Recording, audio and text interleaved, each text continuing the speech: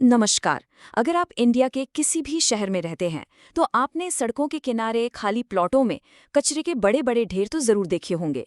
ये सिर्फ देखने में खराब नहीं लगते, बल्कि ये हमारे भविष्य के लिए एक बहुत बहुत बड़ा खतरा है।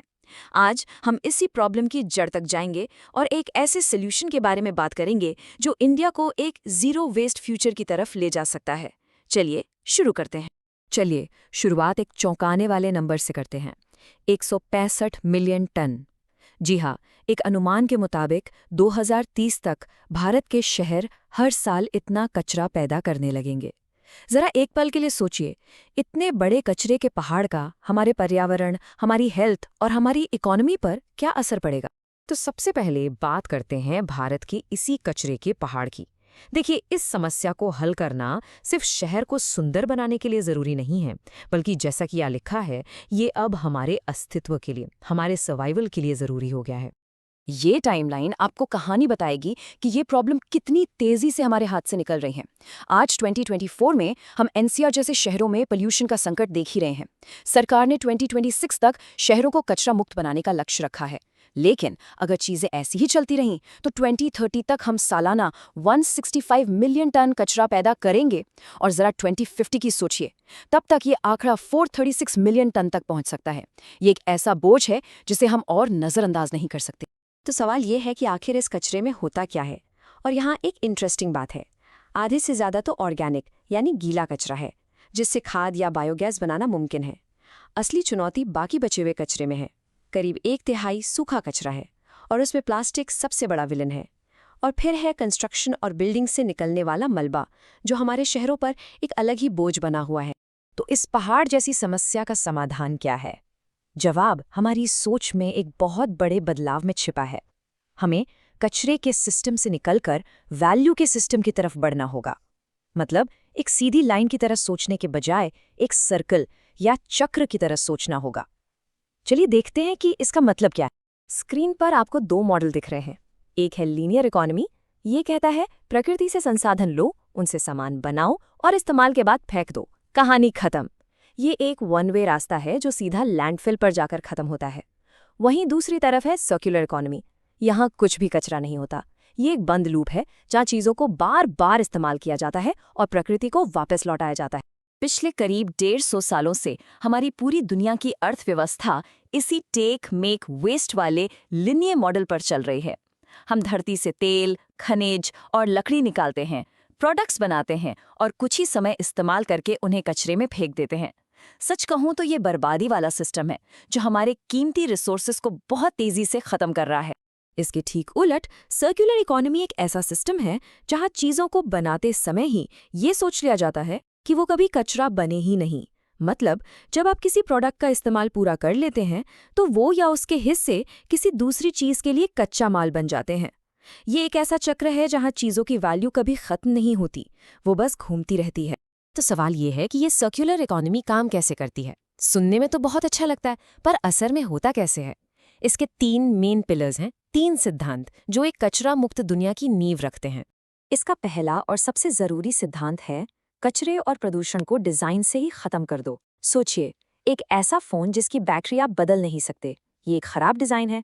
एक सर्कुलर डिजाइन में प्रोडक्ट्स ऐसे बनते हैं कि उनकी आसानी से मरम्मत हो सके। दूसरा सिद्धांत है, प्रोडक्ट्स और मटेरियल्स को हमेशा इस्तेमाल में रखो। जैसे एक लैपटॉप को फेंकने के बजाय पहले उसे रिपेयर करो, फिर किसी को बेच दो और जब वो बिल्कुल ही काम का न रहे तब उसके पार्ट्स को रिसाइकल करो। और तीसरा सिद्धांत है, प्राकृतिक सिस्टम को फिर से बेहतर बनाओ।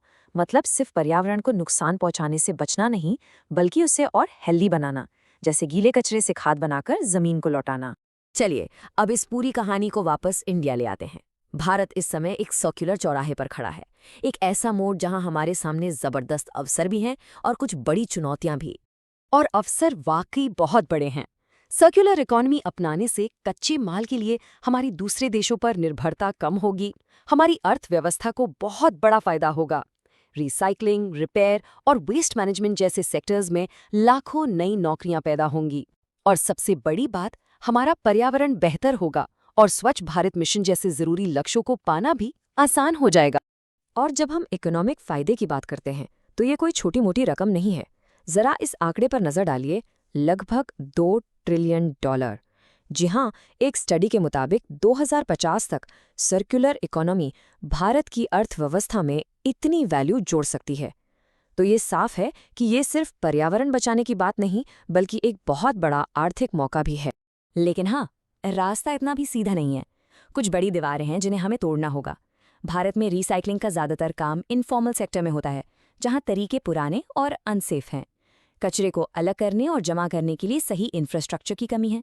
ईपीआर यानी एक्सटेंडेड प्रोड्यूसर रिस्पॉन्सिबिलिटी जैसे कानून तो हैं जो कंपनियों को अपने प्रोडक्ट्स के कचरे के लिए जिम्मेदार बनाते हैं, लेकिन उनका पालन ठीक से नहीं होता। और आखिर में हम और आप यानी रिसाइकल प्रोडक्ट्स के लिए बाजार में डिमांड कम है और लोगों में इसे लेकर जागरूकता की भी कमी है। तो ये थी चुनौतियां। अब बात करते हैं समाधान की। आखिर इन मुश्किलों से निपटकर हम एक जीरो वेस्ट भविष्य की तरफ बढ़ेंगे कैसे? भारत के लिए आगे का रास्ता क्या है? आगे बढ़ने का रास्ता कई कदमों से मिलकर बना है। सबसे पहले ईपीआर जैसे कानूनों को और मजबूत करना होगा और सख्ती से लागू करना होगा। रिसाइकलिंग के इनफॉर्मल सेक्टर को फॉर्मल बनाना होगा ताकि उन्हें बेहतर तकनीक और सुरक्षा मिल सके। नए इंफ्रास्ट्रक्चर और रिसर्च में पैसा लगाना होगा। सरकार को खुद ग्रीन प्रोडक्ट्स खरीदकर रिसाइकल चीज़ों के लिए एक मार्केट बनाना होगा। और सबसे ज़रूरी, आम लोगों में जागरूकता फैलानी होगी और इस सेक्टर के लिए नई स्किल सिखानी होंगी। भारत के मिशन लाइफ का ये संदेश इस पूरी बात का सार है। बिना सोचे समझे और विनाशकारी खपत के बजाय सोच समझकर उपयोग करना। सर्कुलर इकोनॉमी इसी एक सोच पर टिकी है। ये यूज एंड थ्रो कल्चर के खिलाफ चीज़ों की वैल्यू को समझने का कल्चर है। तो हम आपको इसी एक सवाल के साथ छोड़कर जा रहे हैं। सिर्फ रिसाइकलिंग से आगे बढ़कर हम अपनी रोजमर्रा की जिंदगी को कैसे बदल सकते हैं? हम अपने खरीदने की आदतों में, चीजों को इस्तेमाल करने के तरीकों में ऐसा क्या बदलाव ला सकते हैं ताकि हम सब मिलकर भारत के लिए एक सर्कुलर और जीरो वेस्ट भविष्य बनाने में अपना योगदान दे सकें? इस पर जरूर सोचिएगा। धन्यवाद।